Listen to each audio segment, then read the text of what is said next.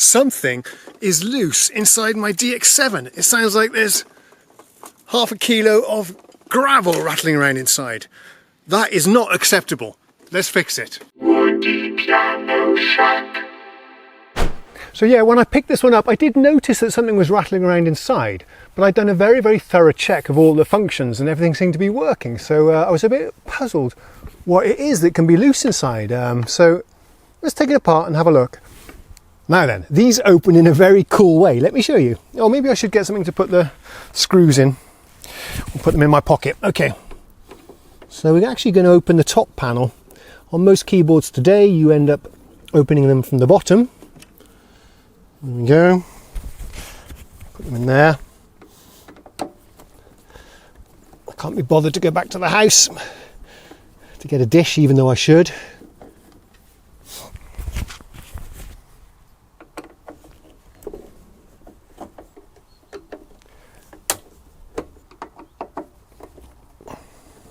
Okay, so I've removed 5 screws from the keyboard here.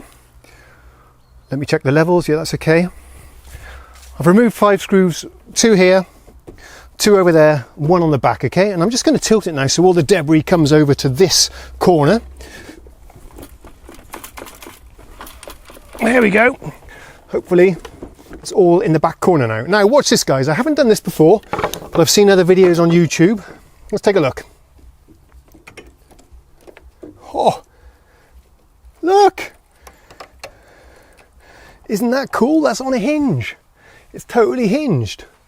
You don't see that on modern instruments. I mean, everything here is completely metal with solid metal hinges. The way this opens reminds me of an arcade cabinet, how you flip up the control panel when you want to work on the insides. So here we are. This is the insides of the DX7 in all its glory. Should we have a quick look? I'll take the camera off the tripod and we'll have a little tour together. Here's the hinging mechanism again. Okay, I think that's really neat. We have a lot of ribbon cables to connect the top panel with the guts of the instrument. Here's the main circuit board, if any of you are interested in things like that. I don't know much about it, to be honest. There's the battery, which is a bit of a dog to replace, apparently. That thing is soldered straight down to the PCB. A whole bunch of our chips and whatnot in there. Power supply is what we're looking at there, with the transformer. And over here we have some more power conditioning stuff. I guess that's where the mains voltage comes into the instrument. And up here is the board, which has all the membrane switches. There's our display unit there. And over here we have yet another circuit board. And here, that's all our inputs and outputs. Isn't that interesting, guys? That's the inside of a DX7. But now we need to find all the bits that were rattling around. So I'll put this back on the tripod. Whilst we have this apart, this is a good time to give all these keys a nice clean, because you've got access to the entire length of the keys there. But I don't see any rubbish lying around. So by tilting the keyboard to the right position, I was eventually able to find all the bits and pieces here that were rattling around, and it sounded like a lot when I was doing it from the outside, but you can see there's not a lot of crap here at all. We have an old staple. Okay, very interesting. And we have some plastic bits and pieces here. Oh, check this out.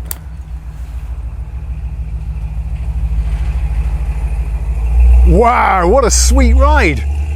Flipping heck. Wow, was that a Dodge or something? We'll have to go and take a look at that in a second. Look at this, guys. This is what cruised past me. Isn't that gorgeous? It's a Chevrolet.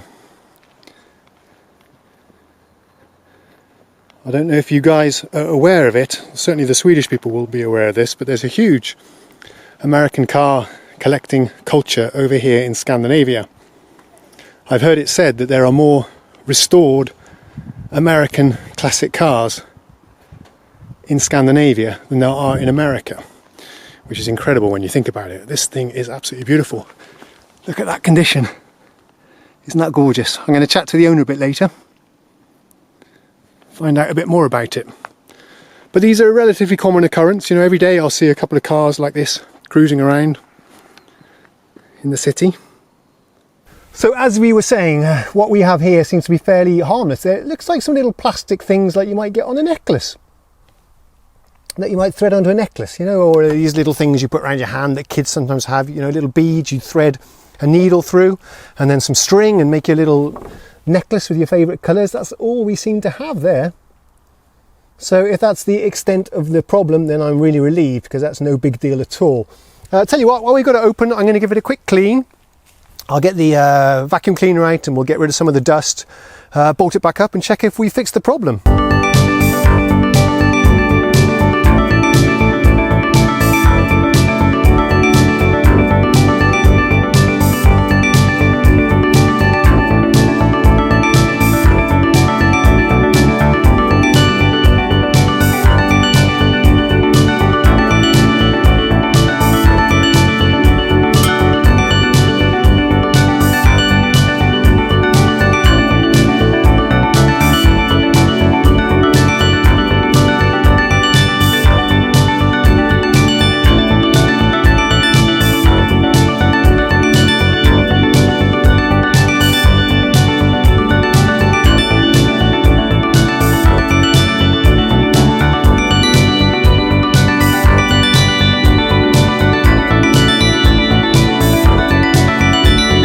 Have it, guys. I hope you enjoyed this video as much as I did. And yes, this synthesizer is brown, very unusual with a brown synthesizer, but I think it looks gorgeous. Anyway, I'm very happy to find out that the only things rattling around inside this one was a toothpick, one paperclip, a staple, and several children's beads, which is a little bit strange, but there you go. Who knows what's happened to this thing during the last 35 years. There is actually a little slot here where perhaps a small child was able to stuff things in as a fun little game, but we fixed that now anyway today.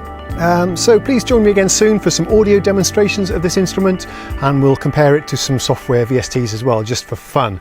Thanks for watching. I'll see you again soon. Ta-da! Awesome. Thanks, man. Shit. I've never been in an old American car before. Oh, so where do you want to go?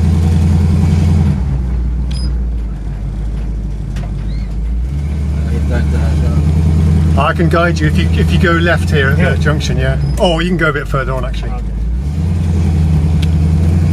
Oh, this is sweet, man. How old is this? Yeah, 1966. Okay, 66.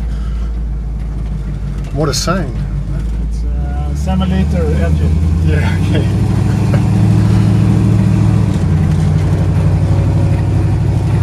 This will be on YouTube, I hope you don't mind. No.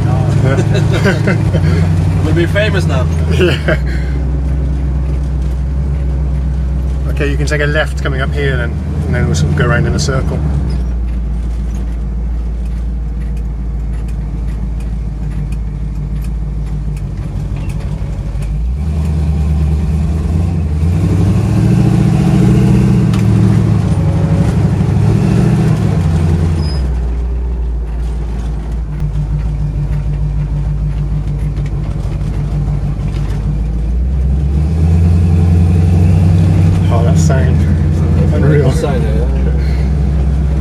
So when you get down to the bottom, turn left, and that's where you pick me up. I can put some smoke if you want. What's that? I can put some smoke here if you want. Really? Yeah. Burn out. Yeah, go on, man. Yeah. I've got to see that. Okay. Thanks for the ride. That was totally awesome. Thank you. Cheers, buddy. So I pressed there. Up. This one? Up. Okay.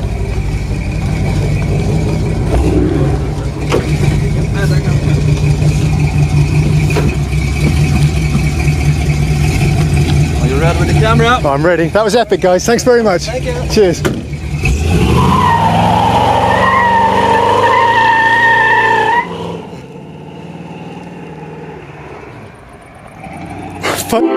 Piano Shack.